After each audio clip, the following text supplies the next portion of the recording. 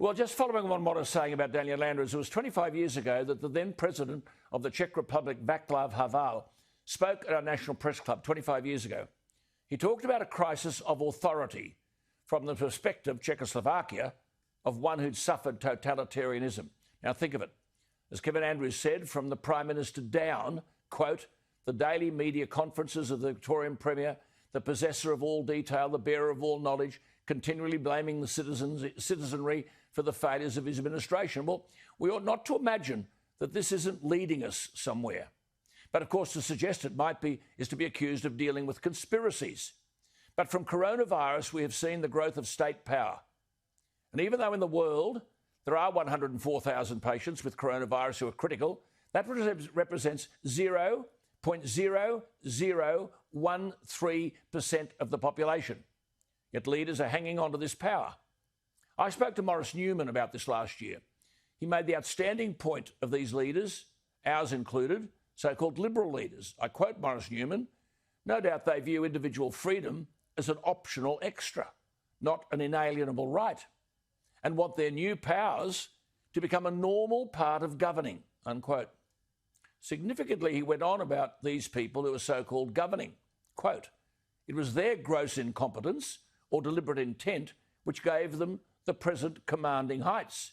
First, despite clear evidence of COVID's virulence, the World Health Organization kowtowed to Beijing by playing down the risks of infection. Then, when the spread threatened the capacity of global medical resources, health authorities modelled catastrophic scenarios to frighten citizens into submission and to justify enforceable draconian lockdowns imposed without regard for basic rights or economic cost. Much of the quote-unquote expert advice relied upon has been exposed as politically biased, not scientifically based. Well, back to my point. What is the agenda here?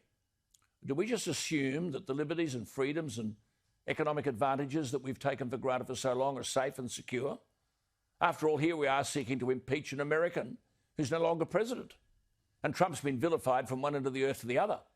Coronavirus, well, 0.06% of Americans have died, not from it, but with it. But Trump created 7 million new jobs. The average unemployment rate was lower than that of any administration in the history of America. The unemployment rate for women was the lowest in 70 years. African-American youth unemployment was at an all-time low. African-American poverty had declined to the lowest rate ever recorded. But these successes sit uncomfortably with outfits like the World Economic Forum, whose ranks include people like Prince Charles and Al Gore and that schoolgirl. They're all there, George Soros, Greenpeace, the President of the European Bank, the Secretary General of the United Nations, the World Economic Forum. Remember it. They say that after COVID, climate action must be top of the agenda. And the forum's founder and executive chairman is a professor, Klaus Schwab, an 82-year-old German economist who is co-author of a book called The Great Reset. 3 big words. To quote, make society fairer, smarter and greener, and to get humanity off the road to climate catastrophe. A great reset, he calls it, at the book launch last year, to quote, make the world work with nature rather than exploit the natural world, unquote.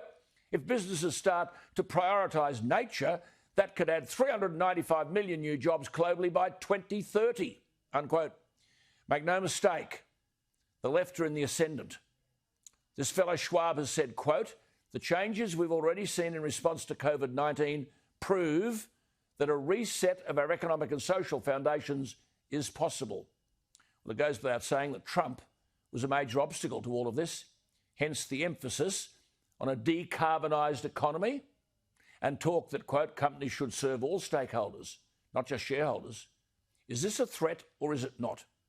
I think we're kidding ourselves if we don't take this seriously. James Delingpole is an English writer, journalist and columnist. He's published novels and political books. He's published articles rejecting the so-called scientific consensus on climate change, and he opposes wind power. He wasn't born with a silver spoon in his mouth. He's the son of a factory owner, but a graduate of Oxford University in English language and literature. He argues we must understand the meaning of the Great Reset and its impact on our civilisation.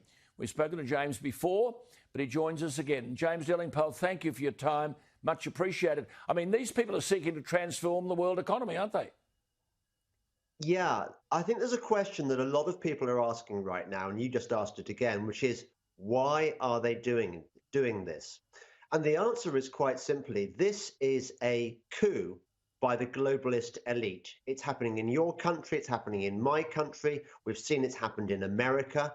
These guys are very serious about their plan, which ultimately is to reduce us to the status of serfs, which of course elites have done throughout the ages. I mean, the Western democracy is actually a relatively uncommon phenomenon. The freedoms we enjoy, we're reverting in a way to the historic norm where a tiny elite controlled the people and crushed them, crushed their spirit.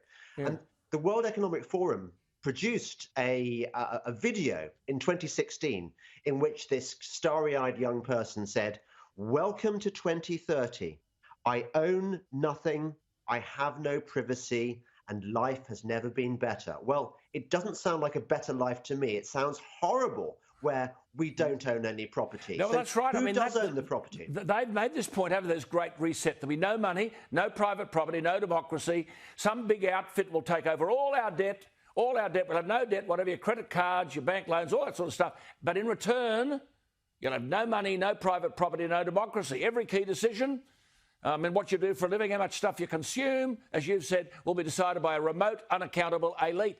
This is not conspiracy. This is what these people are saying. Yes. It is a conspiracy. It's not a conspiracy theory, though. Right. It's not a conspiracy theory when they're telling you what they're doing, when they're putting out websites, when they're holding an annual conference attended by everyone from President Xi of China to Angela Merkel to President Putin. They're all there. The WEF is not to be discounted. It's a serious organization, and its plan is serious. The only thing we've got going for us is that they are few and we are many. We need to wake up. Good on you. I mean, Trudeau has said, the Canadian Prime Minister, this pandemic has provided an opportunity for a reset, to reimagine our economic systems that actually address global challenges like extreme poverty, inequality and climate change. I mean, it all sounds innocuous, doesn't it? But it brings us back to this Professor Schwab.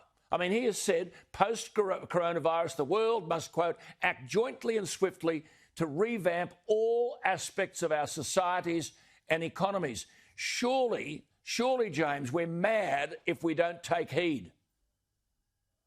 We are mad if we don't take heed, and we have to resist. It's unfortunate. I think we've all enjoyed decades of peace, but this is our World War III. It's just not the World War we expected. It's not a fighting war. It doesn't involve guns and rockets and things. It does involve taking control of our freedoms and grabbing them back from the people who are stealing them from us. Good on you. Great to talk to you. We'll talk again. Keep up doing the good work. I'd like to think there were more on our side than the other side. I somehow doubt it, but it doesn't stop us fighting the fight, James. Lovely to talk. Keep well.